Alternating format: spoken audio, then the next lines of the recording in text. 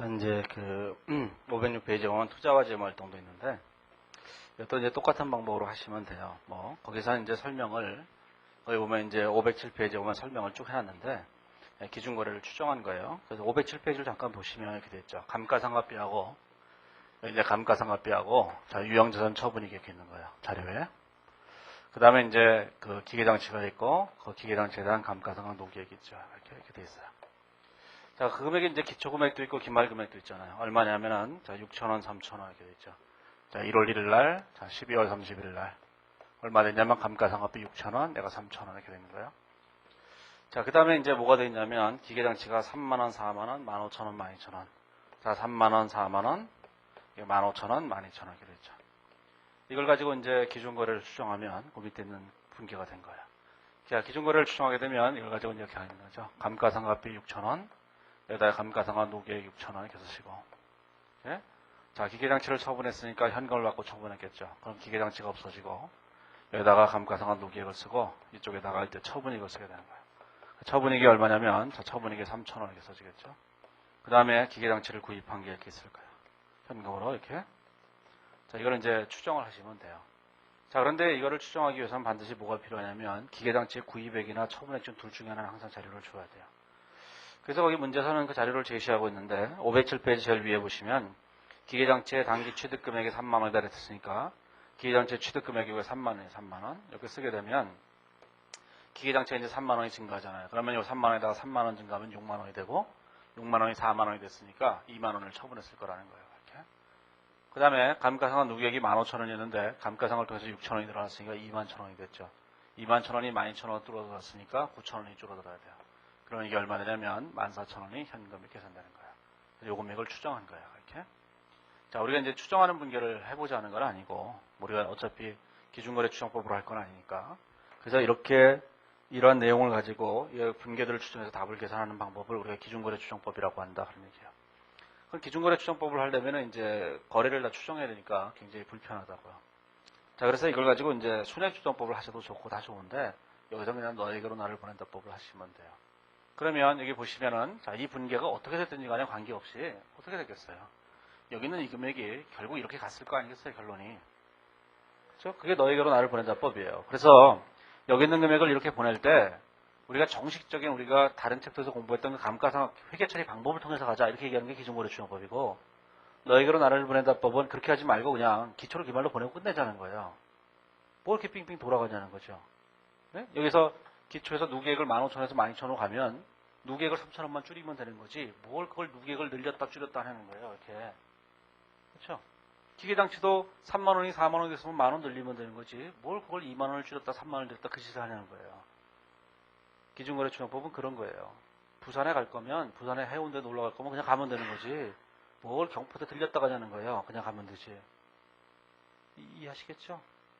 예? 자, 그래서 이제 기초를 기말로 보내면 돼요. 그러면 너에게로 나를 보낸다 법이 돼버려요. 자, 기초를 기말로 보내버려 보세요. 감가상각비 비용이죠? 6,000원 이렇게. 자, 처분이익이 얼마예요? 3,000원이죠. 처분이익 3,000원 이렇게 된 거예요. 이렇게. 자, 기계장치가 3만원, 4만원, 만원이 증가했잖아요. 자, 기계장치가 만원이 증가했죠. 그럼 만원 쓰시면 돼요. 자, 누계액이 3,000원이 감소했죠. 누계액이 3,000원이 감소했어요. 이렇게 쓰면 되죠. 대차가 안 맞죠. 그럼 끝난 거잖아요. 자, 그런데 문제는 여기서 이제 이렇게 돼 있어요. 우리가 이제 영업활동을 할 때는 고객으로부터의 현금 유입액이 있었어요. 이제 매출로 인한 현금 유입액이 있었죠. 이렇게. 자, 매입으로 인한 현금 유출액이 있었고, 자, 뭐 이자 비용도 있었고, 무슨 뭐 이자 수익도 있었고 있었어요. 자, 이자 비용도 있었다고 생각해보고, 자, 이자 수익도 있었다고 생각해 보세요. 이자 수익도. 이런 금액들이 있을 때, 자, 이제 이렇게 한 거죠. 우리가 이제 너에게로 나를 보낸다 법을 할 때는 여기서 이걸 가지고 현금 흐름을 계산해낸 거잖아요. 기초를 기말로 보낸 다음에 대차 잔액을 씀으로써 계산해내는데, 그렇게 계산한 금액이 실제로는 현금 유입액과 현금 유출액의 차액이에요, 원래. 이게. 그래서 여기서 현금 유입이 있고, 자, 현금 유출이 있다면, 현금 유입액과 유출액의 차액이 있을 거예요. 이게 순현금 흐름이 있을 텐데, 우리가 너에게로 나를 보낸다 법으로 계산한 대차 잔액은 무조건 순현금 흐름이라고요. 자, 그러면 얘도 순현금 흐름, 얘도 순현금 흐름, 얘도 순현금 흐름, 얘도 순현금 흐름인데, 고객으로부터의 현금 유입액은 유출이라는 게 언제나 0인 거예요. 이렇게. 자, 그러면 여기 있는 매입은 무조건 유입이 0인 거예요.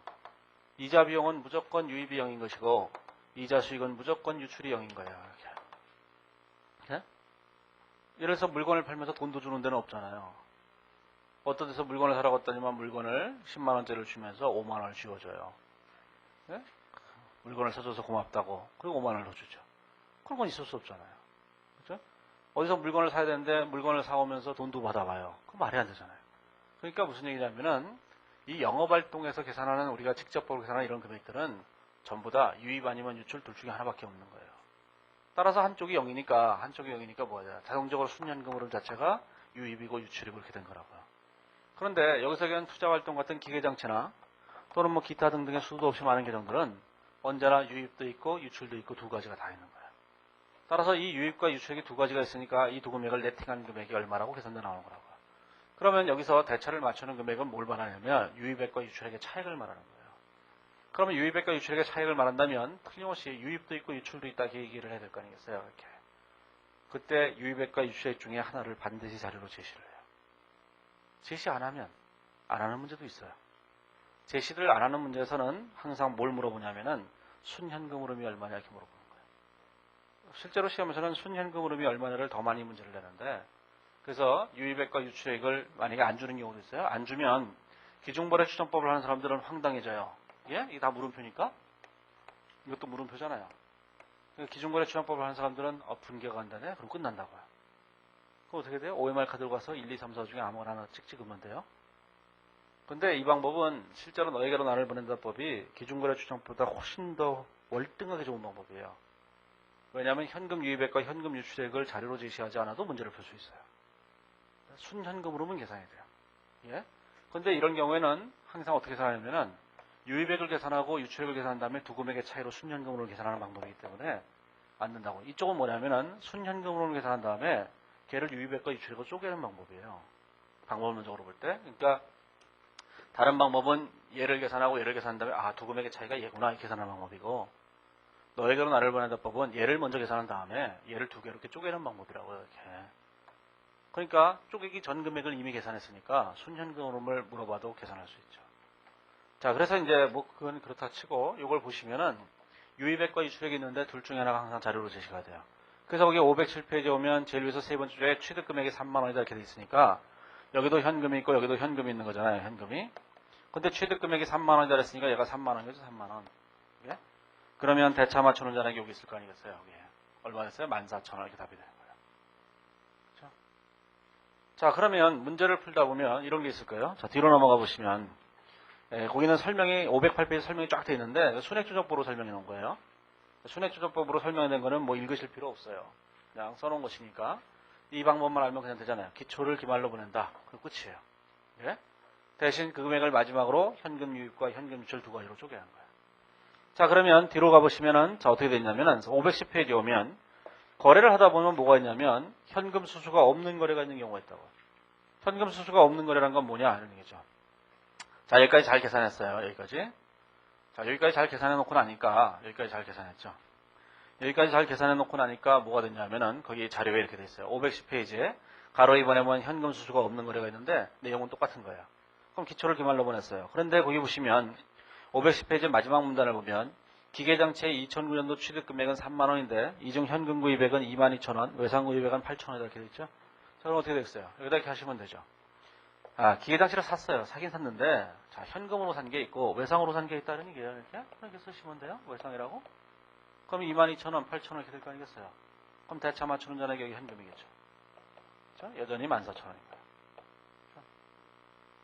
외상이라고 쓰는 거에 대해서 너무 충격받으시면 안 되죠. 우리는 어차피 분계를 대충 하는 거잖아요. 정확한 계정값을 맞춰서 하는 게 아니라고요. 그러니까 여기다 외상이라고 해줘요. 외상이 마음에 안 드시면 그래요. 미지급금이라고 쓰세요. 그러면 좀 마음에 들죠? 얘가 이렇게. 그렇죠? 외상으로 산 게. 그러면 우리가 구입할 때 현금 주고 산 것과 외상으로 산 게 있다면 현금 외상 이러면 돼요. 근데 팔 때도 현금으로 파는 경우도 있고 외상으로 파는 경우도 있겠죠. 그럼 현금 외상 이러면 되잖아요. 그렇죠? 그에 따라서 너에게로 나를 보내다 법으로 모든 문제를 풀 수 있는 거예요. 훨씬 더 투자와 재무활동 중에서 투자활동이 아주 지대하게 탁월한 재능이 있어요. 얘가. 네? 뭐 다른 거 해보세요. 백날 얘기하면 뭐, 딱 해보래. 다른 거를 T계정법을 추가로 공부한 다음에 그리고 이걸 해보세요.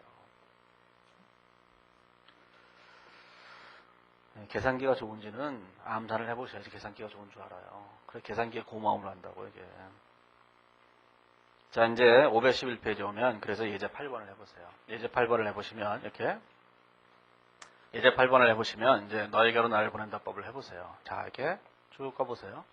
시험에서 가장 많이 나온 건 매도 가는 금융자산하고 유형자산 두 가지를 가장 많이 출제를 하는데 매도 가는 금융자산을 보시면 거기 511페이지에 오면은 처분 손실이 얼마 있어요? 15,000원 있죠?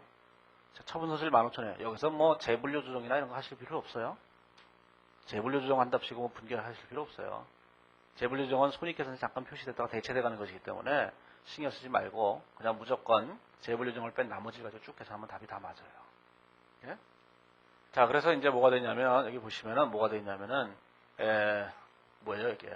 자, 처분 손실이 15,000원이죠. 여기다 쓰시면 되죠. 처분 손실 15,000원. 처분 손실 15,000원 이렇게 쓰면 되죠. 그 다음에 뭐가 돼 있어요? 자, 매도 가는 금융자산을 처분했는데 5만원 받았겠죠. 그럼 이게 될 거 아니겠어요?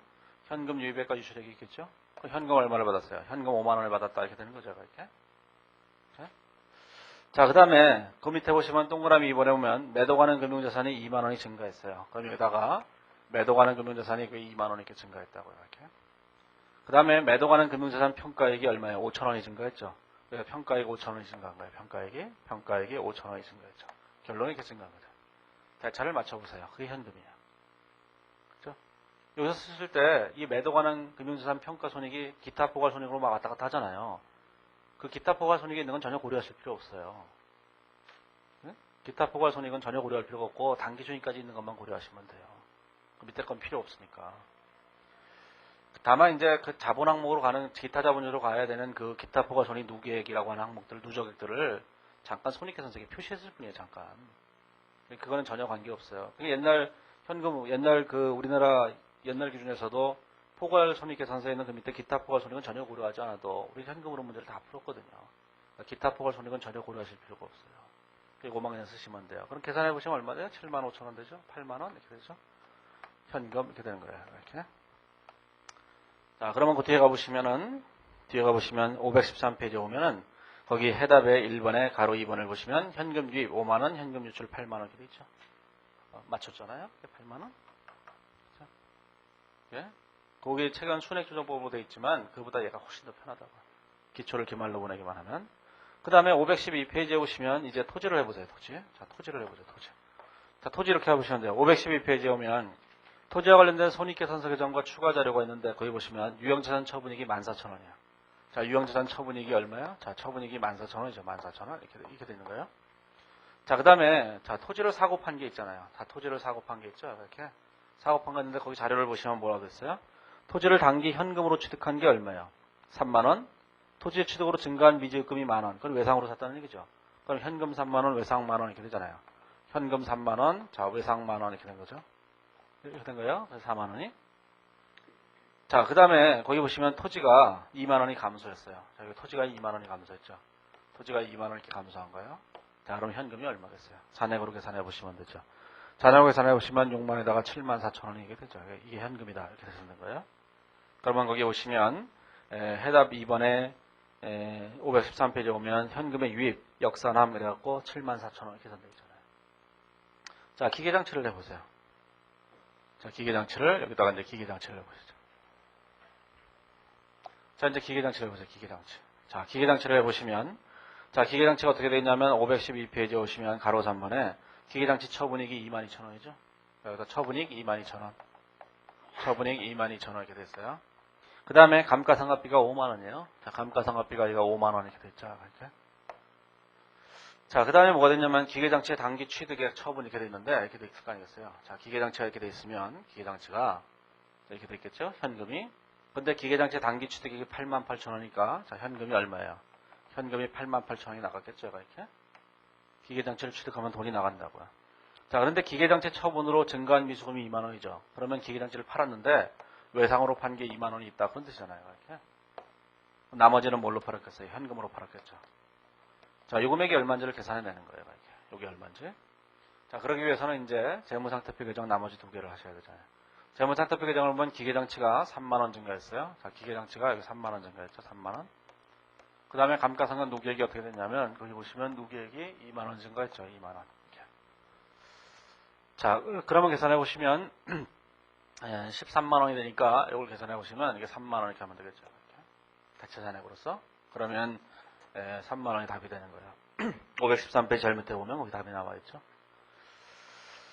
자, 뒤로 넘어가 보시면 514페이지에 보면 이번에는 자, 재무활동이 있는데 재무활동 사채액이라고 있잖아요. 사채액도 똑같은 거예요. 사채액도 자, 이렇게 하시면 돼요.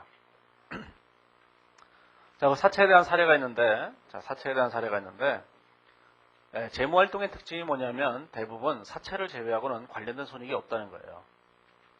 사채를 중도에 상환했을 때 발생하는 사채 상환 손익을 제외하고는 사채와 관련된 손익은 거의 없어요. 재무활동 관련된 손익들은.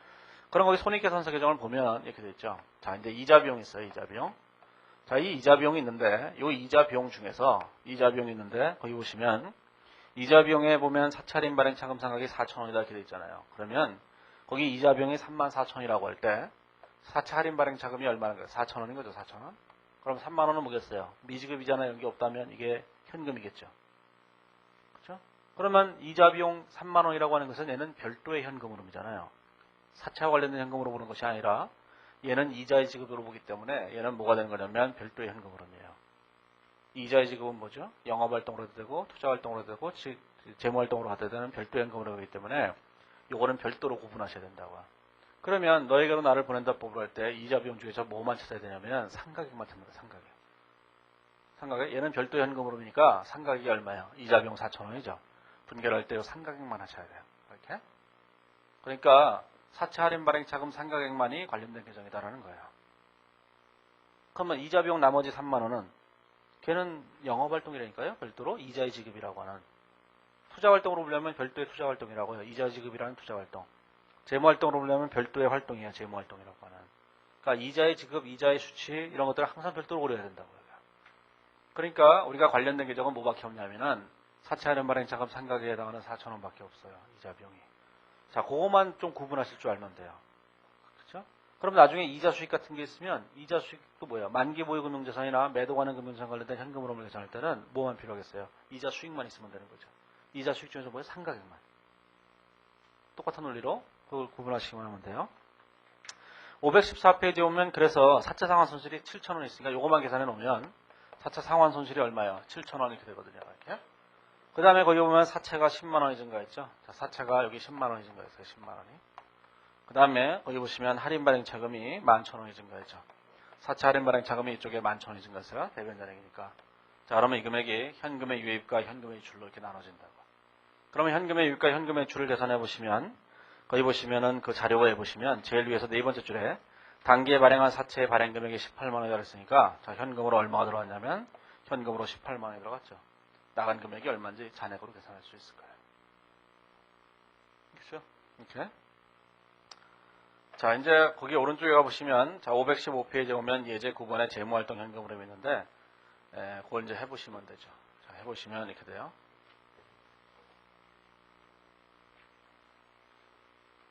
자, 이제 그 유동성 장기 차입금이라는 게 있는데 그거는 이제 객관식에서는 거의 출제하지 않는 거고 주관식에서 가끔 낼 수 있어서 그냥 주관식을 위해서 잠깐 써놓은 거예요. 유동성 장기 차입금. 자, 유동성 장기 차입금이라는 건 뭐냐면은 장기 차입금이라는 것이 1년 이후에 만기가 도래하는 게 장기 차입금이잖아요. 근데 그것이 세월이 지나면 1년 이내에 만기 도래하는 부분이 생기거든요. 그래서 이 장기 차입금 중에서 장기 차입금이 있는데 자, 요게 이제 1월 1일 현재죠. 전기말이에요. 전기말 현재로 요 1년 이내에 만기가 도래하는 거를 우리가 뭐라 하면 유동성 장기 차입금으로 대체를 하는 거예요. 이거를 유동성 장기 차입금으로 이렇게 대체를 한다고요. 이렇게. 자, 그걸 먼저 생각해 보셔야 돼요. 저번에 이제 장기 그 연벌 조건의 매매 거래에서 장기 매출 채권을 얘기하면서 1년 이내에 만기가 도래하는 부분은 매출 채권으로 대체했잖아요. 걔랑 똑같은 거예요. 걔를 부채 쪽에서는 유동성 장기 차입금 이렇게 얘기한다고. 자, 그러면 장기 차입금 중에서 이렇게 대체를 하는 유동성 장기 차입금인데 이 유동성 장기 차입금의 요 금액은 1월 1일 현재 잔액일 거 아니겠어요? 얘는 반드시 단기 중에 상환했겠죠. 그렇죠? 시험에서 이제 그런 자료를 안 줘요. 잘 안 주는데 유동성 장기 차입금의 기초 금액은 무조건 상환한 거예요. 그러니까 대체를 했겠죠. 물론 이제 이런 얘기하면 할 말이 없죠. 상환 못했다 그런데 돈이 없어서 그럼 할 말이 없는 거지만 우리는 그러한 구질구질한 회사는 취급하지 않거든. 우리는 쿨한 회사만 취급해요. 줄 때 주는 거예요, 그냥. 예? 그런 것만 취급하기 때문에 당연히 유동성 장기 차입금의 1월 1년 잔액은 무조건 상환한 거예요. 자, 그래서 이제 거기 보시면은 뭐가 되냐면 관련된 손익계산서는 없어요. 그래서 이렇게 하시면 되죠. 유동성 장기 차입금이 얼마 증가했어요? 5만 원이 증가했죠? 자, 그러면 유동성 장기 차입금이 얼마 증가했냐면 5만 원이 증가했어요. 5만 원이. 자, 장기 차입금이 얼마예요? 15만 원이 증가했죠? 자, 장기 차입금이 15만 원이 증가했어요. 그럼 이게 어떻게 됐어요? 이게 현금의 유입과 현금의 유출 두 가지 이렇게 나눠지는 거예요. 단순하게. 자, 그런데 자료가 아무것도 없잖아요. 일단 뭘 해야 되죠? 유동성 장기 차입금의 기초잔액은 무조건 상환이에요. 그러면 유동성 장기 차입금의 기초잔액이 10만 원이니까 10만 원은 그냥 별 얘기 없어도 상환이다. 이렇게 보시면 되는 거예요. 이렇게. 자, 그러면 이걸 대차를 맞춰보면 이쪽에 현금이 될 거예요. 그래서 현금이. 그렇죠? 자, 이렇게 생각해 보세요. 유동성 장기 차입금은 차입금이라는 게 없죠. 여기서 대체되어 온 것이기 때문에 따라서 유동성 장기 차입금은 상환밖에 없는 거예요. 기초금액은 무조건 상환이죠. 근데 장기 차입금은 상환이라는 게 없죠. 1년에 만기가 도래할 거라면 유동성으로 대체한 다음에 상환을 하는 거니까 장기 차입금의 상환이라는 게 절대로 없어요. 따라서 이걸 계산해 보면 얼마 되냐면 30원, 30만 원 이런 거 답이 되는 거예요. 그러면 요거는 뭐냐면 요거는 장기 차입금의 차입이 되는 거예요. 장기 차입금의 차입이 되는 거고 얘는 유동성 장기 차입금의 상환이 되는 거라고요. 이렇게. 자, 그런데 문제는 요게 장기 차입금의 차입인데 거기 보시면 자료에 이렇게 나와 있잖아요. 동그라미 1번에 보면 장기 차입금의 단기 차입액이 40만 원이죠. 이게 30만 원이 아니라 40만 원이에요. 왜 40만 원이 되는가 이런 생각을 해보세요. 그 얘기는 장기 차입금 중에서 상환한 게 있었다는 거예요.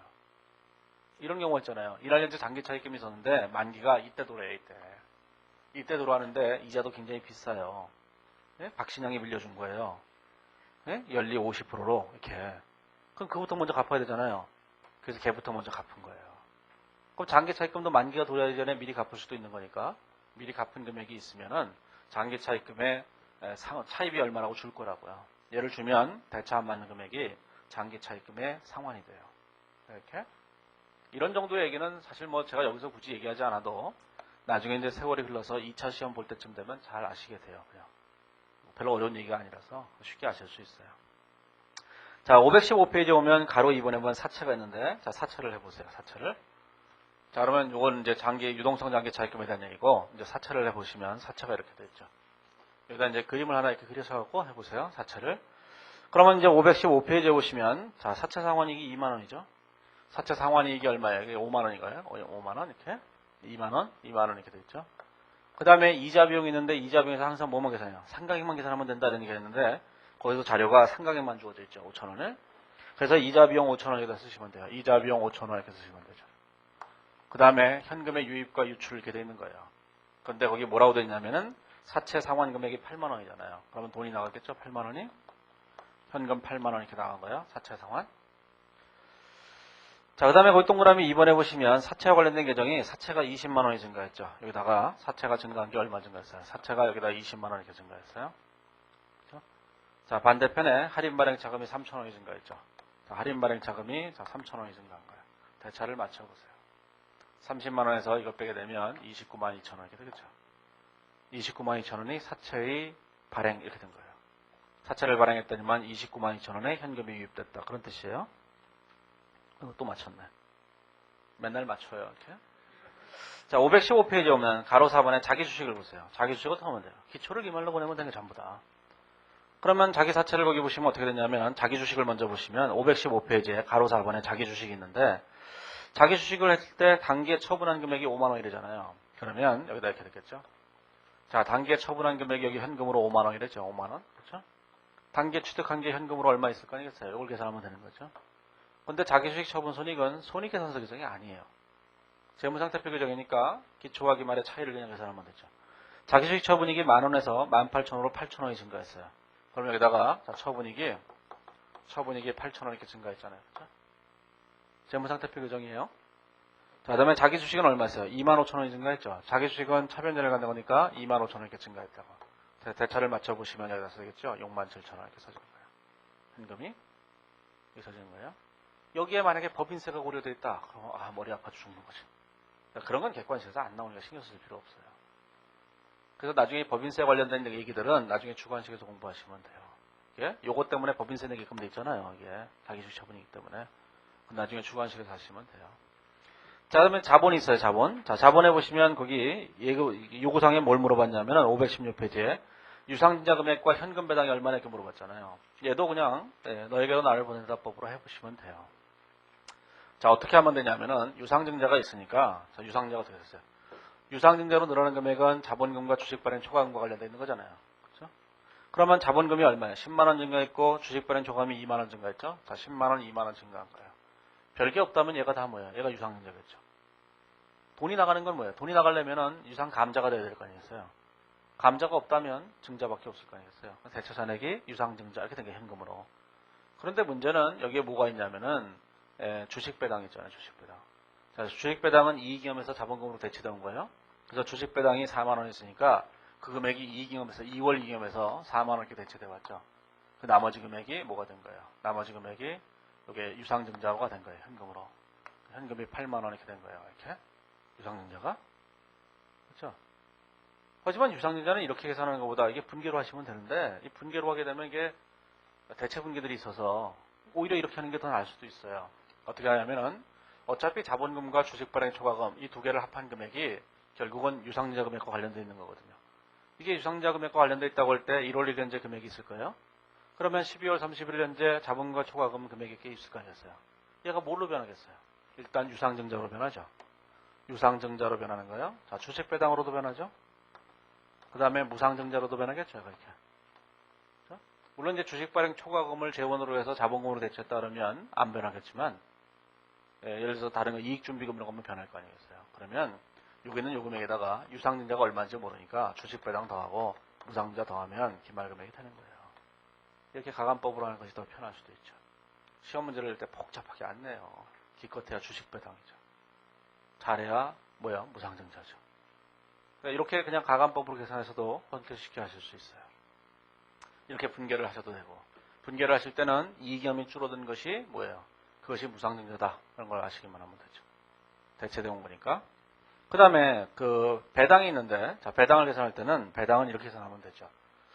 자 배당도 이제 분계를 통해서 너에게로 나를 보내다법으로 하시면 되는데 자 배당이 이렇게 돼 있잖아요. 거기 보면 이익염이 얼마죠? 이익염이 2만 원 감소했죠. 자 이익염이 2만 원 감소한 거예요. 이렇게 2만 원 감소했죠. 근데 이익염이 변동한 건 좋은데 주식 배당이 있으니까 걔 때문에 자본금이 늘어났다고요. 반대편 경제감을 생각하실 때요. 얘를 이 이익염 중에서 자본금이 늘어난 게 얼마였어요? 이게 4만 원이 이렇게 있는 거 아니겠어요? 이렇게. 근데 회사가 단기순이익으로 보고한 금액이 있죠. 단기순이익으로 보고한 금액이 여기 얼마냐면은 8만 원이죠. 단기순이익이. 단기순이익 8만 원 쓰시면 여기 현금 배당이 6만 원 이렇게 써지는 거예요. 이렇게. 자, 근데 뭔지 모르겠잖아요. 이렇게.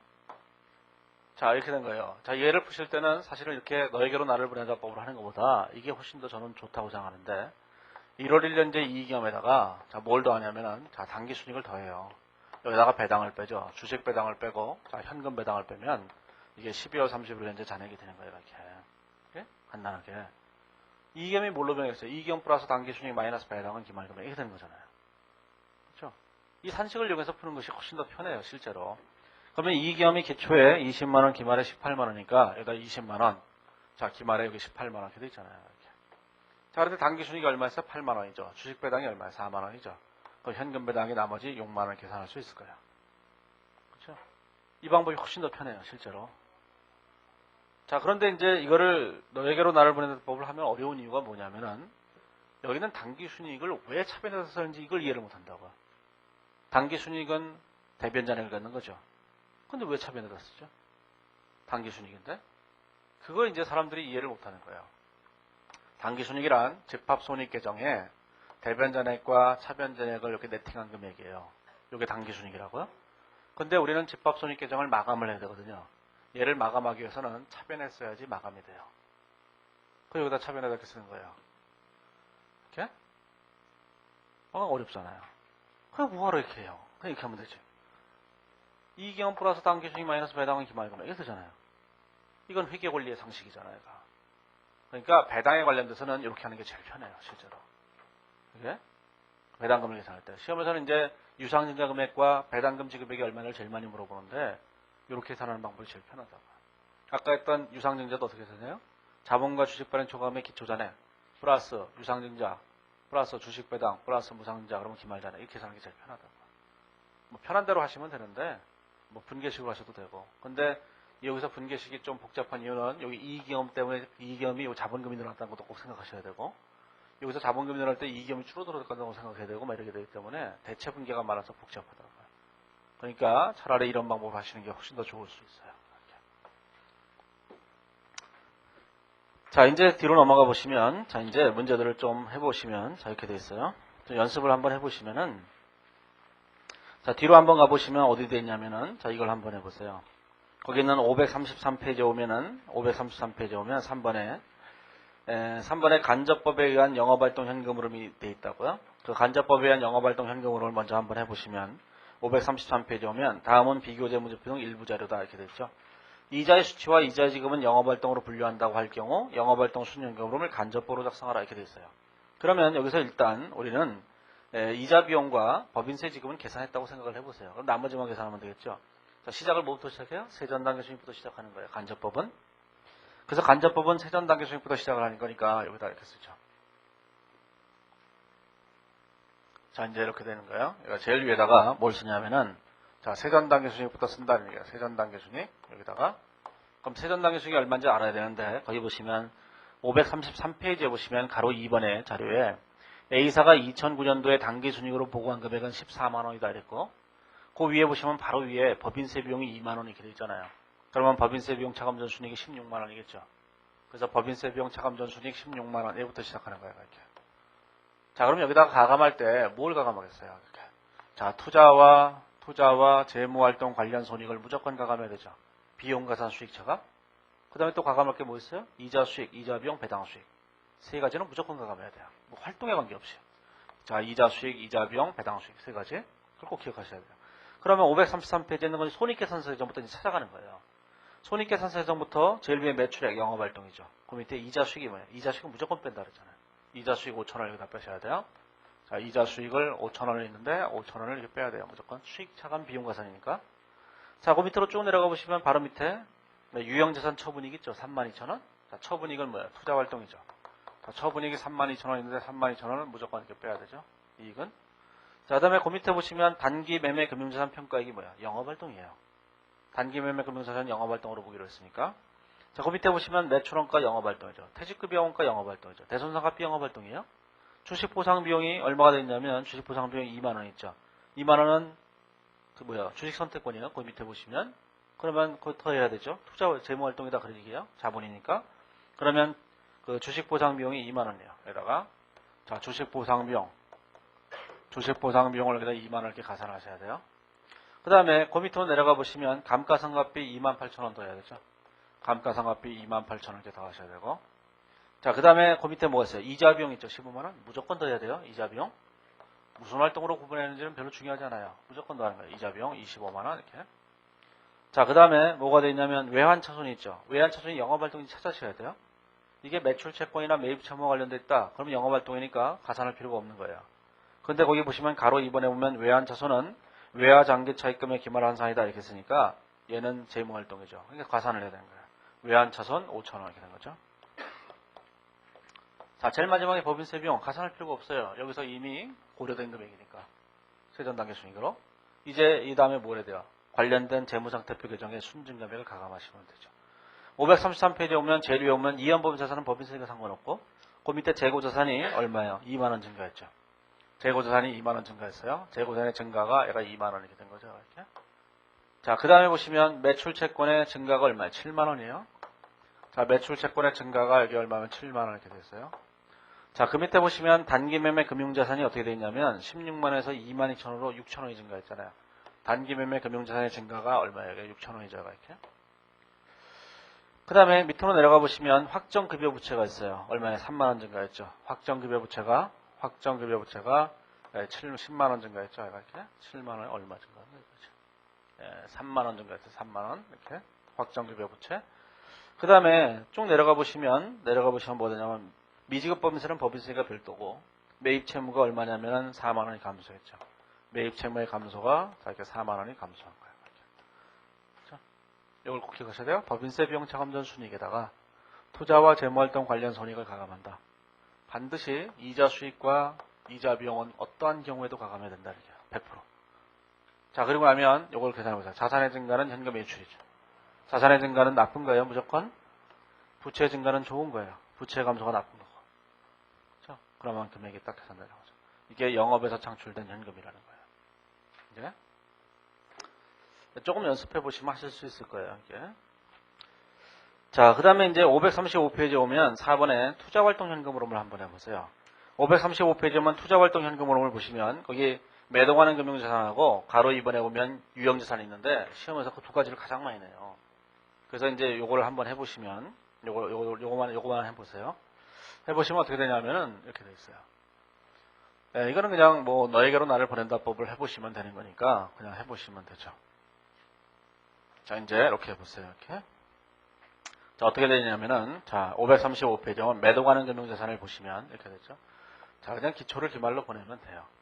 자, 그러면 535페이지에 보면 매도가는 금융자산이, 자, 30만원으로 됐죠. 54만원에서 24만원이 감소했어요.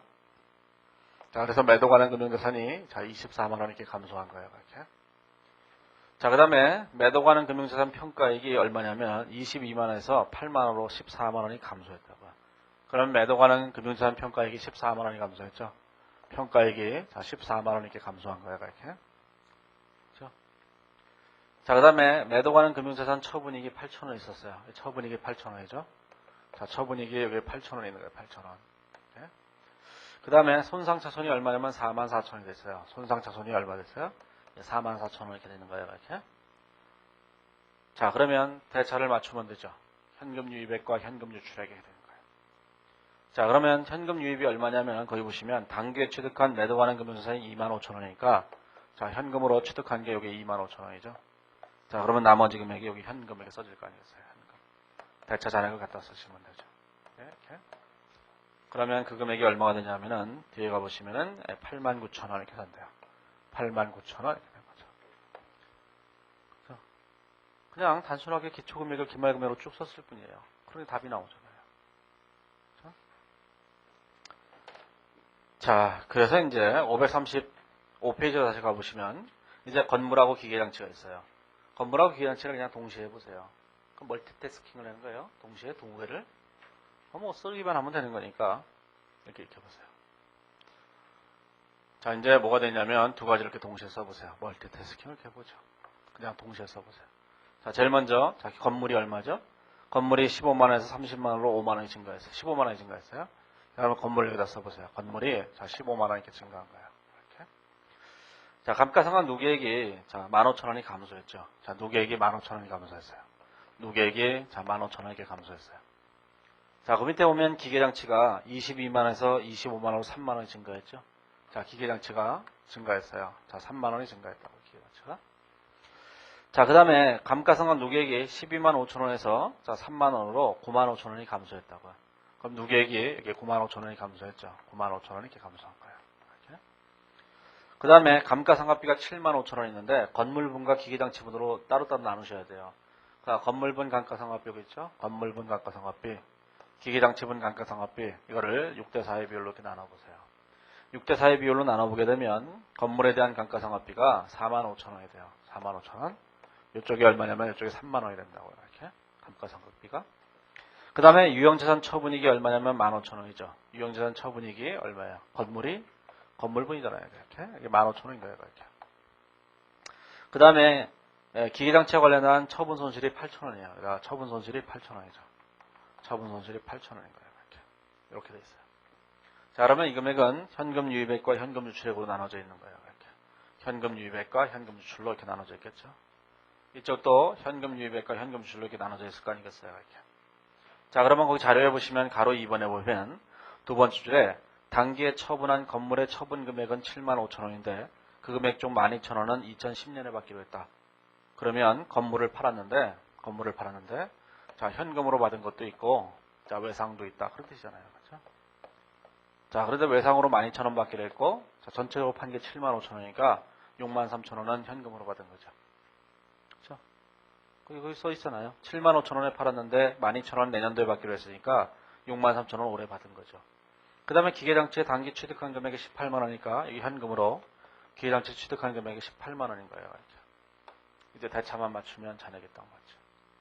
이게 이제 제가 첫 시간에 얘기했잖아요. 대차 평균의 원리가 항상 어려울 때마다 도움을 준다고. 예? 그러면 잔액을 딱 맞춰가면 돼요. 이렇게 계산을 해보시면 거기 얼마가 되냐면은 거기 보시면 이제 17,000원 이렇게 된 거예요. 17,000원. 현금이 이렇게.